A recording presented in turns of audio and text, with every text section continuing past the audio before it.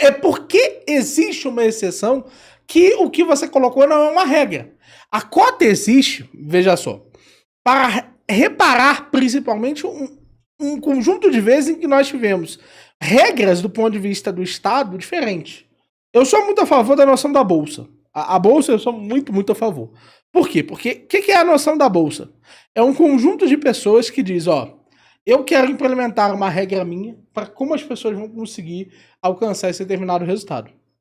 E nos Estados Unidos, elas são generalizadas hoje. Quase tudo na vida você consegue através das bolsas. E por que eu acho importante elas serem generalizadas?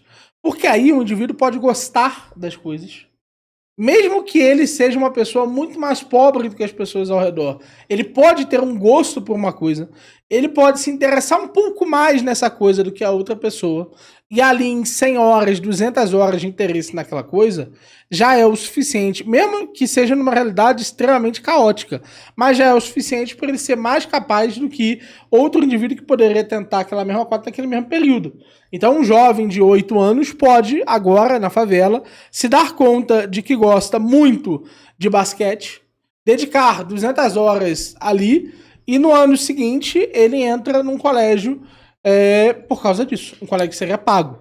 Então eu acho que no fato de nós não termos isso no Brasil, reduz muito o potencial, o poder de escolha total do sujeito, porque faz com que nós sejamos muito dependentes da voluntariedade das pessoas, ativamente. As pessoas, alguém olhar para mim, pô, esse moleque é bom no basquete. Enquanto é o contrário, aquelas coisas já estão prontas, já estão me esperando ali. Quantas mulheres da tribo da sua avó, negras e indígenas, fizeram faculdade de enfermagem? 0. Ela.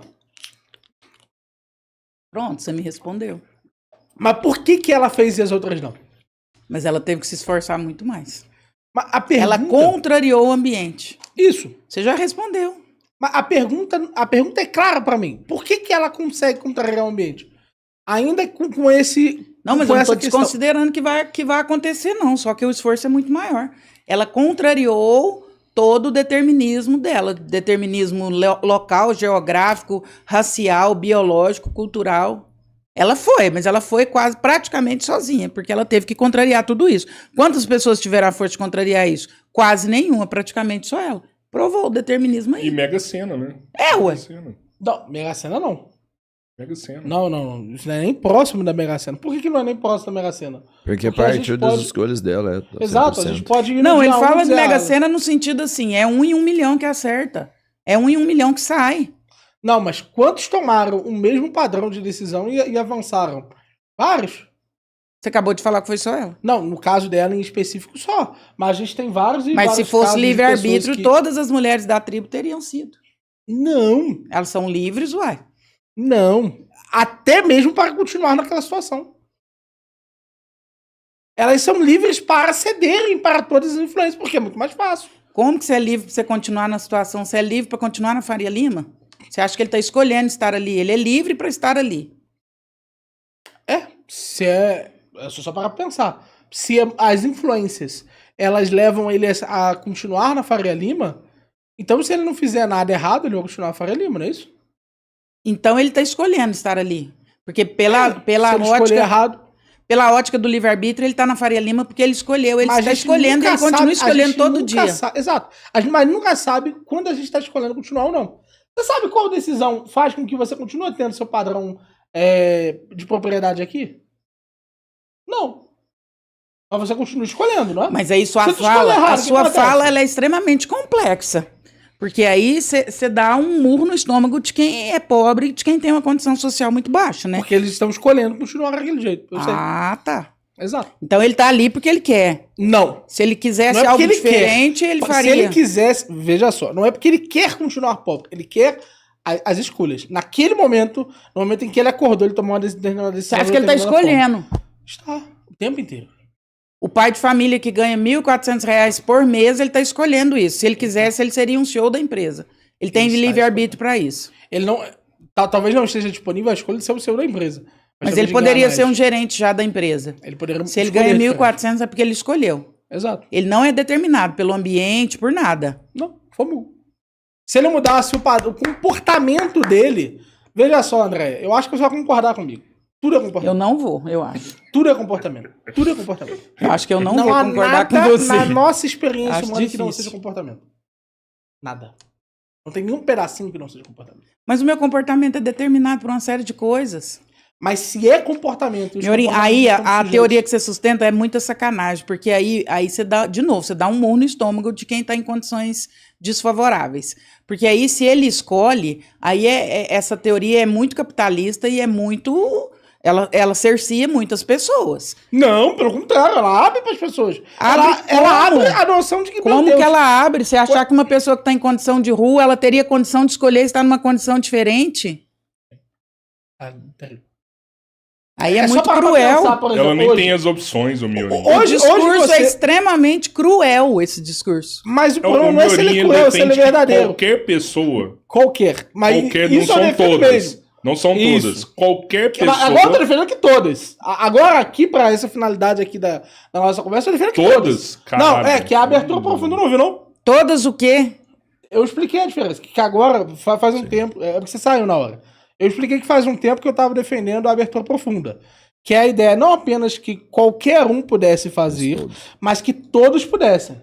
Essa abertura profunda é um tipo de defesa do livre-arbítrio. É chamado livre-arbítrio total. O livre-arbítrio que eu geralmente defendo é o livre-arbítrio moderado.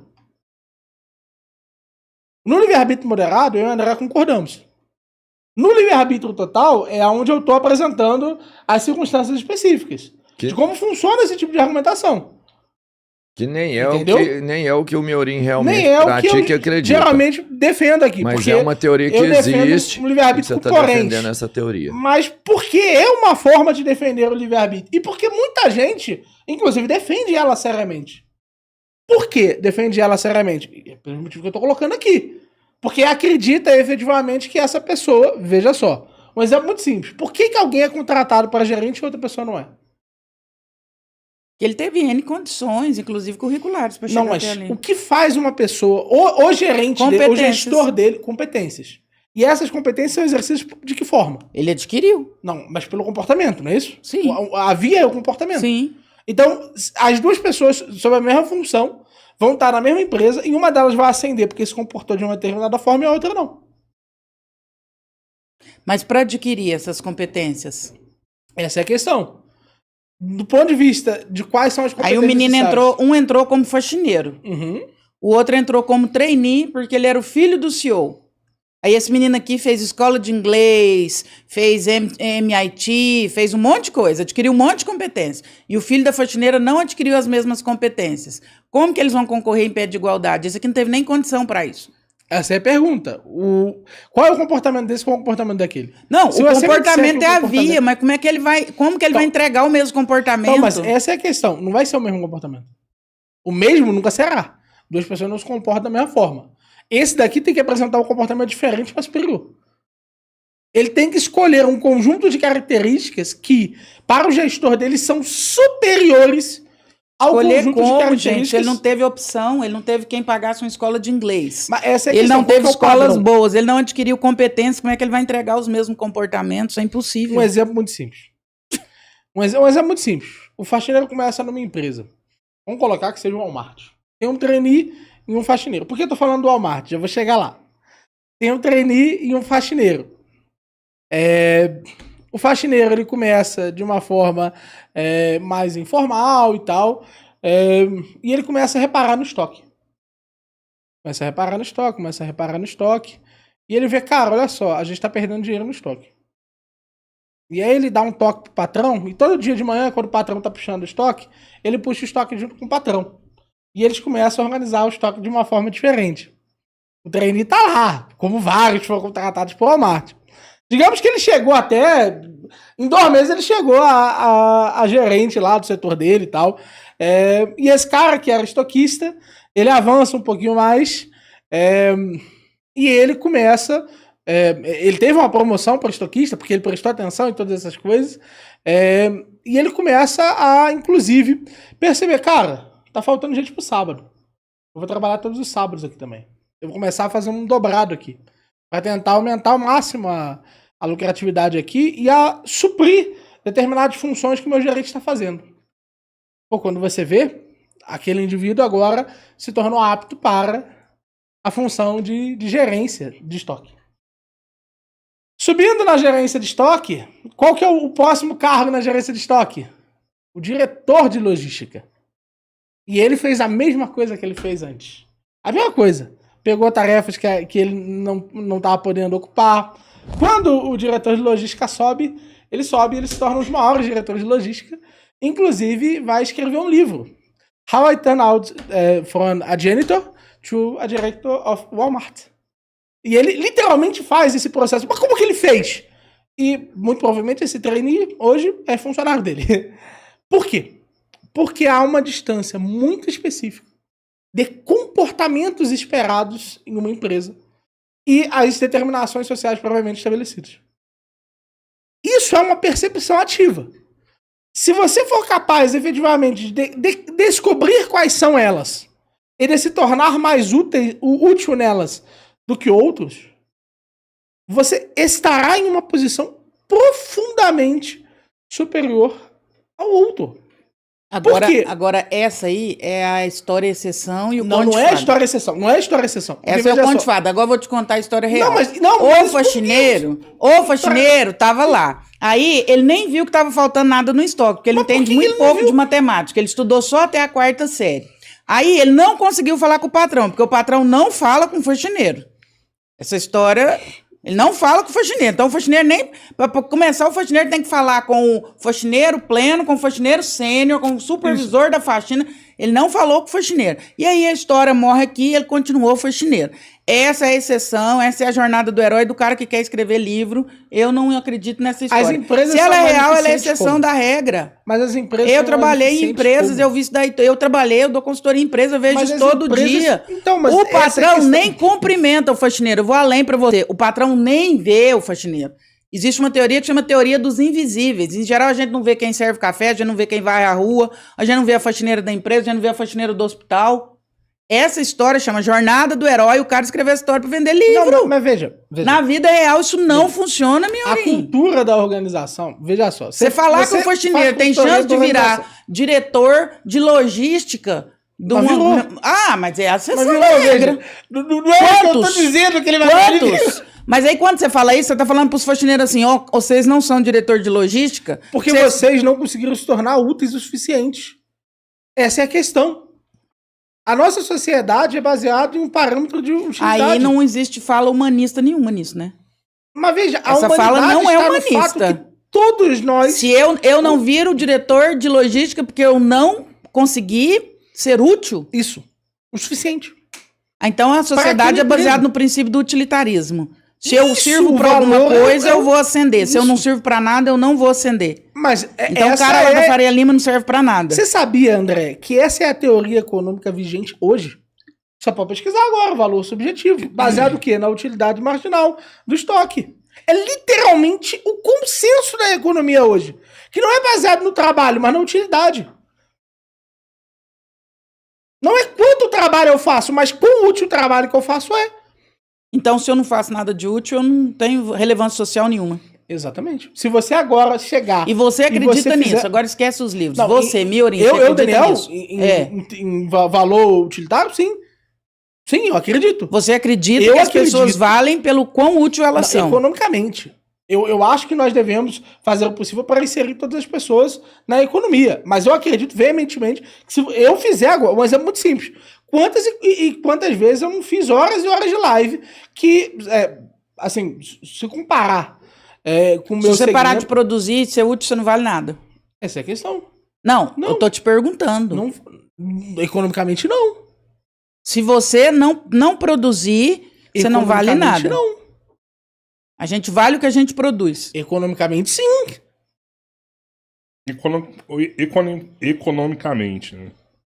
Não é sobre o valor da pessoa como ser humano. É não, o que realmente o valor da pessoa como ser humano é. entra numa série de outros elementos que são extremamente importantes, inclusive o papel da caridade, o papel da justiça, vários papéis fundamentais que nós devemos ter.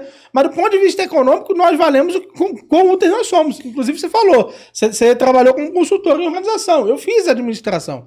Fiz um bom tempo de administração na UNB e posso te dizer que a teoria da organização é muito clara sobre isso. As melhores Quanto a organizações são perspectiva aquelas... econômica pesa? O quê? Porque você fala economicamente. Que tanto que a perspectiva econômica pesa?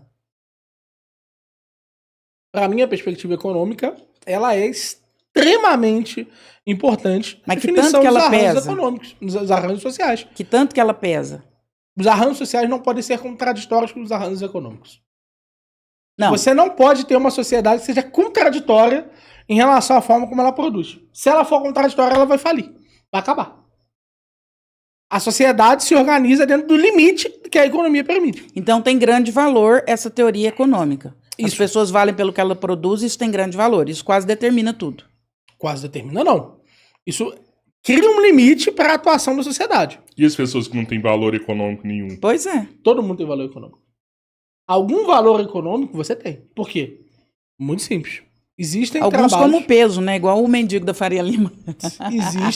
Existem uma série de trabalhos que são chamados trabalhos físicos, em que eles exigem um certo dispêndio do seu corpo para isso.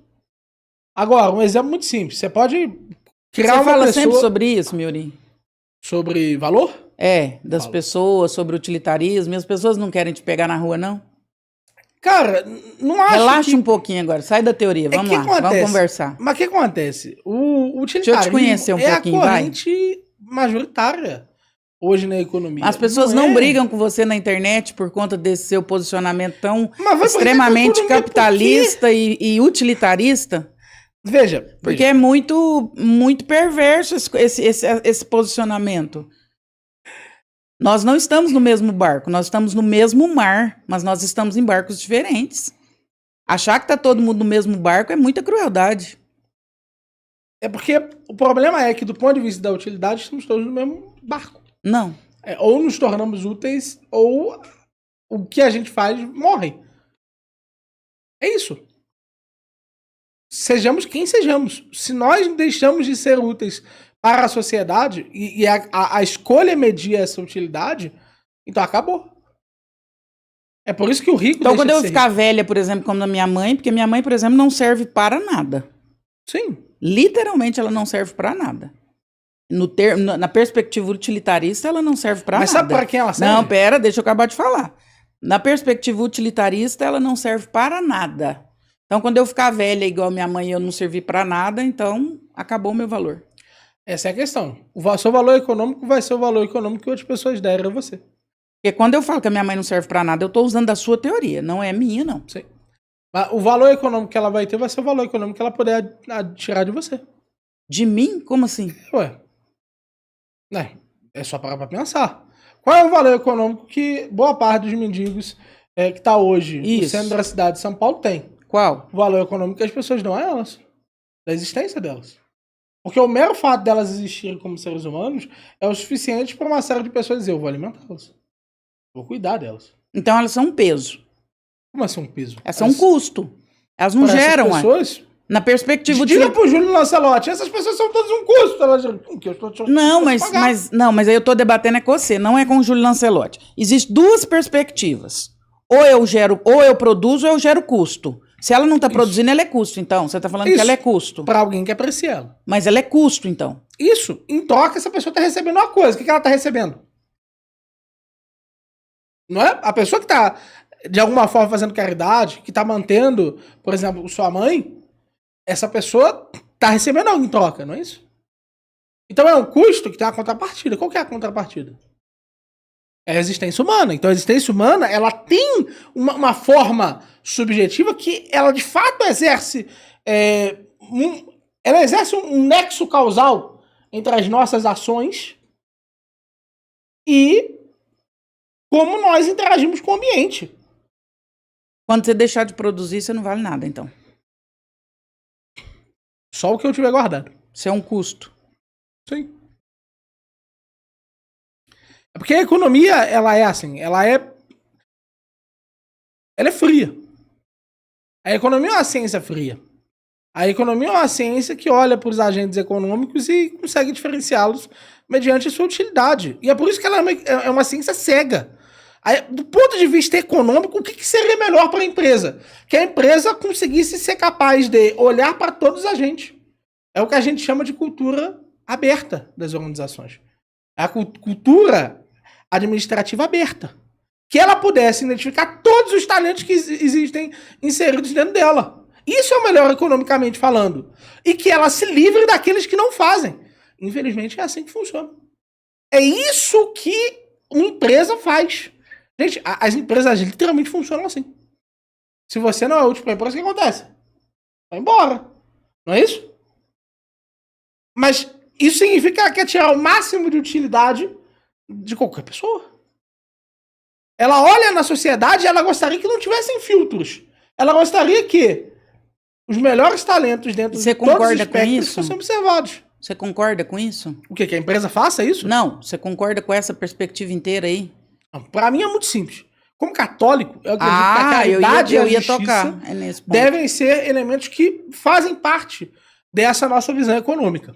Então elas devem mediar as nossas visões econômicas. Humanizar essas visões econômicas. Agora, do ponto de vista inteiramente econômico, é assim. Infelizmente é assim.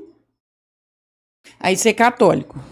E aí você acredita muito em Jesus, que era um humanista. Como é que Exato. você faz com essas duas tensões psíquicas na sua cabeça? Porque Jesus é totalmente contrário a tudo isso daí que você está falando. Eu acredito que Jesus via essa realidade. Ele via como funcionavam as leis econômicas. O que ele queria é que nós domássemos determinados comportamentos nossos em virtude do reino. Ele queria que as pessoas percebessem, meu Deus, a economia funciona assim. Então eu devo ser esse agente transformador. Eu devo ser essa pessoa que é de fato aquela que pega o meu patrimônio e ajuda as pessoas.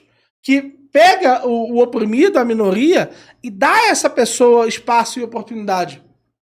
Para que todos nós fôssemos responsáveis. É isso o que eu acho que Jesus faria. Eu acho que ele não negaria as leis econômicas. Ele não tentaria tirar valor econômico de um lugar que não existe. Porque nem Deus pode fazer o ilógico. Mas ele pode dizer para as pessoas, sejam lógicas. Sejam racionais. Jesus não é sobre o que ele faria ou o que ele não faria. É que Jesus é totalmente contrário a toda essa pauta que você levantou. Mas Jesus sabia economia? Jesus não é um utilitarista. Jesus é um humanista. Jesus não se importa com o que as pessoas fazem e o que elas produzem. Jesus se importava com o que as pessoas eram. O valor das pessoas, o valor social das pessoas estavam no que elas eram, Mas você conhece não a no que elas parábola dos produziam. talentos? Eu conheço todas as parábolas. Então, a parábola dos talentos é um ótimo exemplo. Jesus esperava algo de nós. E esperava algo de nós mediante a forma como nós interagimos com o mundo. Mas aí você pegar a parábola dos talentos e batizar ela no capitalismo, você tá de sacanagem. Mas é um né? exemplo. Você Mas catar pode aquilo usar lá e vários querer outros dizer que exemplos.